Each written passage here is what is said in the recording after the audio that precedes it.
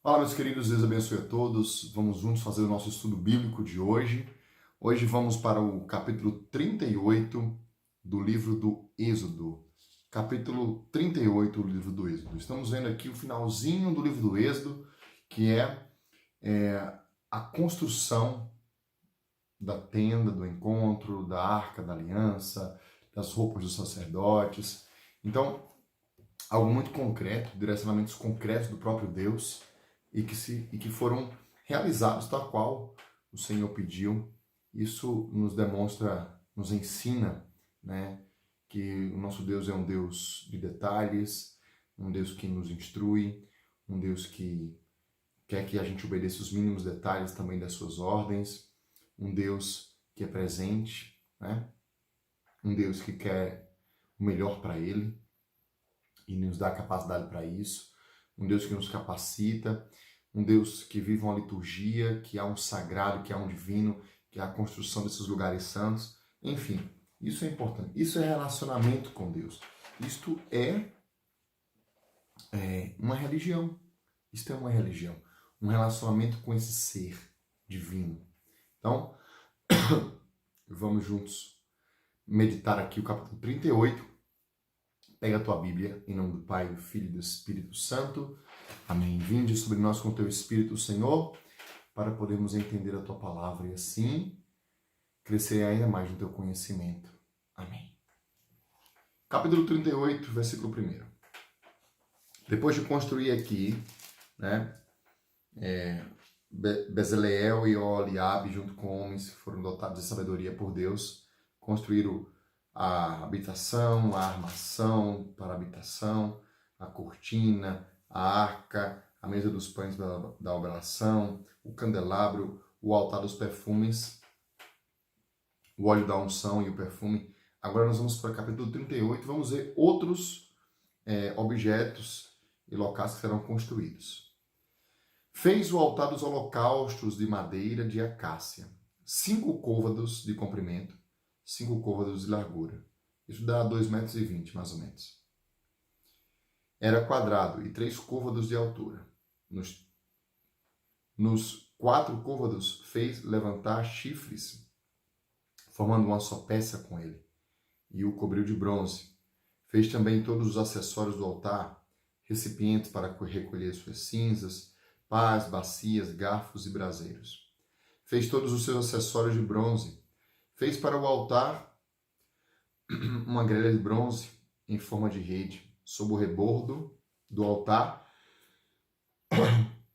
embaixo dessa parte inferior até a metade do altar. Fundiu 4 argolas nas 4 pontas da grelha de bronze, para que servisse de receptáculo aos varais. De madeira de acácia fez os varais e os cobriu de bronze. Enfiou os varais nas argolas, de um lado e do outro do altar, para transportá-los com eles. Ele o fez oco e de tábuas. Então, lembrando sempre que nas construções dos altares, da arca, etc., se tinha argolas ali nas pontas, onde colocava varas, e para poder levar, né, já que eles estavam no deserto, levar o santuário, né, aquele lugar santo, a tenda do encontro para esses lugares. Versículo 8. Fez uma bacia de bronze. Desculpa. Fez uma bacia de bronze e a sua base de bronze com os espelhos das mulheres que serviam à entrada da tenda da reunião. Construiu também um átrio para o lado do Negueb, que olha para o sul. As cortinas do átrio eram de linho fino retorcido, com 100 côvados. As suas 20 colunas e as suas bases eram de bronze. Os ganchos da coluna e as suas vergas eram de prata. Para o lado do norte, 100 côvados. As suas 20 colunas e as suas bases eram de bronze. Os ganchos das colunas e as suas vergas eram de prata. Para o lado do mar, cortinas numa extensão de 50 côvados, com suas 10 colunas e suas 10 bases. Os ganchos das colunas e as suas vergas eram de prata. Para a parte oriental, que olha para o nascente, 50 côvados. Cortinas numa extensão de 15 côvados em um dos lados, com as suas 3 colunas e as suas 3 bases. E do outro lado, em ambos os lados da porta do átrio, cortinas uma extensão de 15 côvados com as suas 3 colunas e as suas 3 bases. Preste atenção. Todas as cortinas ao redor do átrio eram linho fino retorcido. As bases das colunas eram de bronze e os ganchos das colunas e seus varais de prata. O revestimento dos seus capitéis era de prata. E todas as colunas do átrio tinham vergas de prata. A cortina da porta do átrio era bordada de púrpura violeta, púrpura escarlate, carmesim e linho fino retorcido.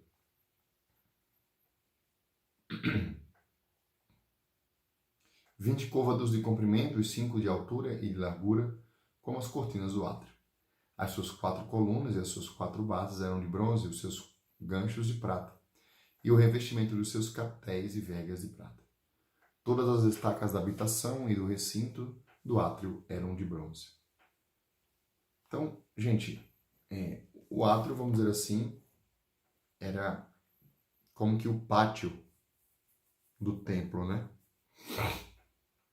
Então, a cúpula ali, vamos dizer assim, imagine o seguinte, um pouco, né? Imaginemos a igreja no altar principal, né? Presbitério, aquele parte principal, onde fica o altar, a mesa da palavra, o Santíssimo Sacramento, né? E nós temos ali a igreja, como se fossem os átrios, né? A igreja é um pouco dessa realidade. É mais ou menos isso. E ele continua. Eis as contas da habitação. A habitação do testemunho, estabelecidas por ordem de Moisés, trabalho dos levitas, por intermédio de Itamar, filho de Arão, sacerdote. Bezaleel, filho de Uri, filho de Ur, da tribo de Judá, fez tudo o que Yahvé havia ordenado a Moisés. Com ele estava Oliabe, filho de Aquisameque, da tribo de Dan, hábil nos detalhes, desenhista, bordador em púrpura violeta e escarlate, carmesim e linho fino. O total de ouro empregado na obra, entre todos os trabalhos do santuário, ouro que provinha das ofertas, foi de 29 talentos e 730 ciclos, segundo o valor do ciclo do santuário. A prata do recenseamento da comunidade foram 100 talentos e 1.775 ciclos, segundo o valor do ciclo do santuário. Uma bega por pessoa, meio ciclo, segundo o valor do ciclo do santuário, por todos os que foram recenseados de 20 anos para cima, que foram 603.550 pessoas. Empregaram-se 100 talentos de prata para fundir as bases do santuário e as bases do véu. Para as 100 bases, 100 talentos, um talento para cada base. Com os 1.775 ciclos, fabricou os ganchos para as colunas, recobriu os seus capitéis e lhes pôs as vergas. O bronze das ofertas, 70 talentos e 2.400 ciclos. Com ele fez as bases da entrada da tenda da reunião, o altar de bronze e a sua grelha de bronze e todos os acessórios do altar, as bases do átrio ao redor, as bases da porta do átrio e todas as estacas do recinto do átrio. Né? O que é isso, Manuel? Detalhes, minha gente. Detalhes de uma construção da casa de Deus. Né? E o que a gente faz com isso ao ler? Bem, o que Deus fala com o teu coração? No meu, me faz levar a oração a pedir, Senhor, de certa maneira, ajuda-me a construir o templo santo que eu preciso ser. É isso que eu preciso. Construir o templo santo que eu preciso ser. Nós precisamos ser esse templo santo. Nós precisamos ser. Vamos começar aqui o capítulo 39, também uma lida sobre aquilo que Deus quer falar conosco. Com a púrpura violeta e escarlate e o carmesim fizeram as vestimentas rituais para oficiar no santuário. Fizeram também as vestimentas sagradas para o sacerdote Arão, como Yahvé havia ordenado a Moisés. Lembra que na vestimenta sagrada tinha o peitoral, o efode, o manto, né? Então vamos ver aqui. Ele fez o efode com ouro, púrpura, violeta e escarlate, carmesim e linho fino retorcido. Bateram o ouro em lâminas delgadas e cortaram-na em tiras para trançá-las, num artístico trabalho de trançado. Tinha 2 ombreiras que se juntavam às suas 2 extremidades e assim se uniam. O cinto que estava em cima para apertá-lo formava uma só peça com ele e era da mesma feitura. Ouro, púrpura violeta, púrpura escarlate, carmesim e linho fino retorcido, tal como Yahvé havia ordenado a Moisés. Prepararam as pedras de ônix engastadas em ouro, gravadas à semelhança da incisão de um selo com os nomes dos israelitas. Colocaram-nas sobre as ombreiras do efode, à maneira de pedras como memorial dos israelitas, como Yahvé havia ordenado a Moisés. Então, a construção aqui do efode, nós já vimos isso há alguns capítulos atrás, a construção de como Deus queria.